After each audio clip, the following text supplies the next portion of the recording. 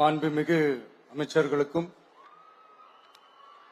மதிப்பிற்குரிய சிறப்பு விருந்தினர்களுக்கும் அனைவருக்கும் என்னுடைய வணக்கம்.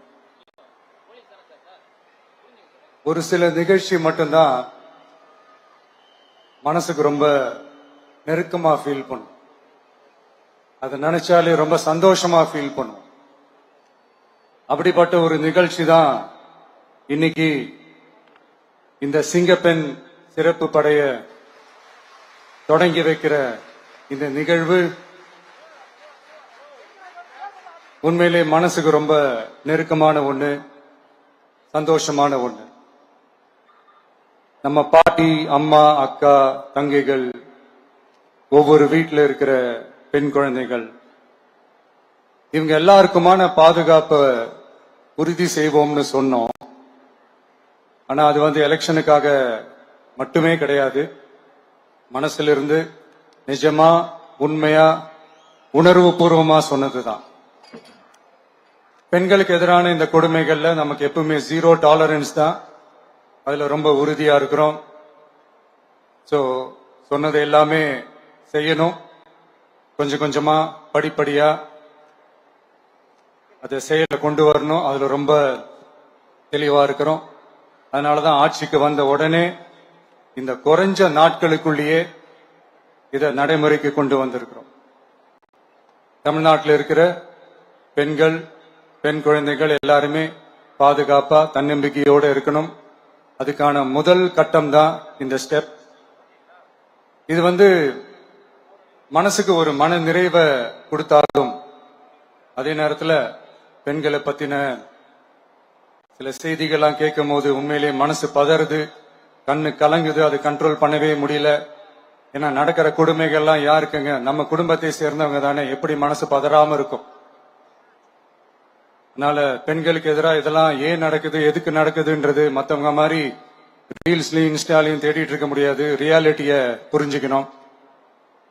சோ இந்த பிரச்சனைகள்லாம் ஏன் நடக்குது அப்படின்றத அனலைஸ் பண்ணி பார்க்கும்போது சுத்தி சுத்தி பாத்தீங்கன்னா ஒரே இடத்துலதான் நிக்குது. போதை பொருள் நடமாட்டம். அதை வேரோட பிடுங்கி எறியணும். இது 2026 போன மாசம் மே மாசம் 10ஆம் தேதி இந்த பிரச்சனை புதுசா முளைச்சு வந்துடல. இது பல வருஷமா இருக்கிற பிரச்சனை. பல வருஷமா இதை கண்டுக்காம விட்டதுதான் அந்த வேர் இவ்வளவு ஆழமா பரவி இருக்குது. இத பல வருஷமா கண்டுக்காம விட்டது யாருன்றது நான் சொல்லிதான் உங்களுக்கு தெரியணும்னு அவசியம் இல்லை. அது உங்களுக்கே நல்லா தெரியும். இப்ப அதை பத்தி பேசியும் பிரயோஜனம் இல்லை.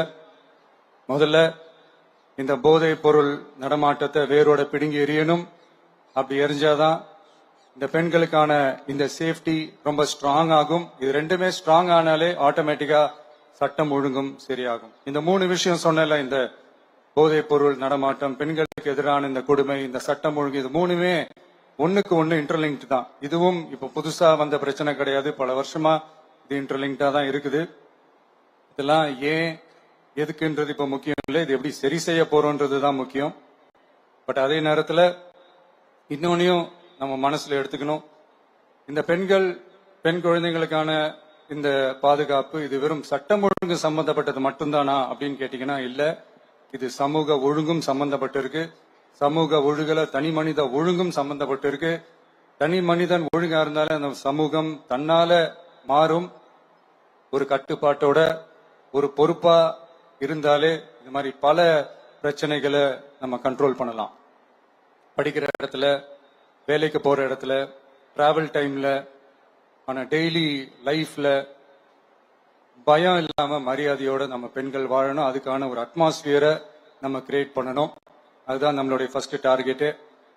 இவ்வளவு நேரம் நான் இதெல்லாம் ரொம்ப சாஃப்டா சொல்லிட்டு இருந்தேன். ஆனா பெண்களை தொந்தரவு செஞ்சுட்டு அப்படியே எஸ்கேப் ஆகி போயிடலாம்னு நினைக்கிறவங்களுக்கு நான் ஒரு வார்னிங்காவே சொல்றேன். பெண்கள் பாதுகாப்பை டிஸ்டர்ப் பண்றவங்க யாரா இருந்தாலும் அது சகிச்சுக்கவே முடியாது. அவங்களுக்கான தண்டனைக்கான அந்த நடவடிக்கைகள் எல்லாமே போலீஸ் டிபார்ட்மெண்ட்ல இருந்து ரொம்ப கடுமையான ஒரு தண்டனையா இருக்கும். கடுமையான ஒரு நடவடிக்கைகளா இருக்கும்.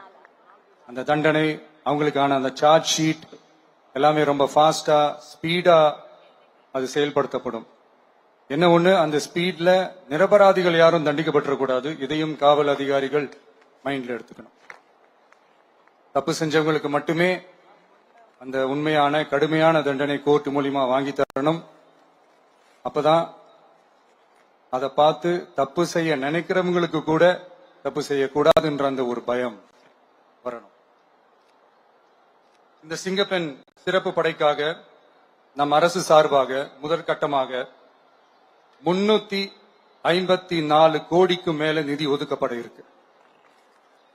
இந்த திட்டத்தோட இரண்டாவது கட்டமா இந்த படைக்காக மட்டுமே 2500 புதிய பணியிடங்கள் உருவாக்கப்பட உள்ளது. பெண்களோட பாதுகாப்பை ஸ்ட்ராங் பண்றதுக்காக மாடர்ன் ஃபெசிலிட்டிஸ் இருக்கிற வாகனங்களும் நவீன உபகரணங்களும் தொழில்நுட்ப சாதனங்களும் அலாட் செய்யப்பட இருக்கு. ஆல்ரெடி உமன் சேஃப்டிக்காக செயல்படுற அமைப்புகளுக்கு அடிஷனல் ஸ்ட்ரென்த் அண்ட் சப்போர்ட்டா இந்த சிங்கப்பெண் படை செயல்படுங்கிறத மீண்டும் வலியுறுத்தி சொல்ல விரும்புறேன். பெண்களுக்கு எதிரான குற்றங்கள் நடக்கிறதுக்கு முன்னாடியே அதை தடுக்கிற காவல் நடவடிக்கையில இந்த படை முக்கிய பங்கு வகிக்கும்.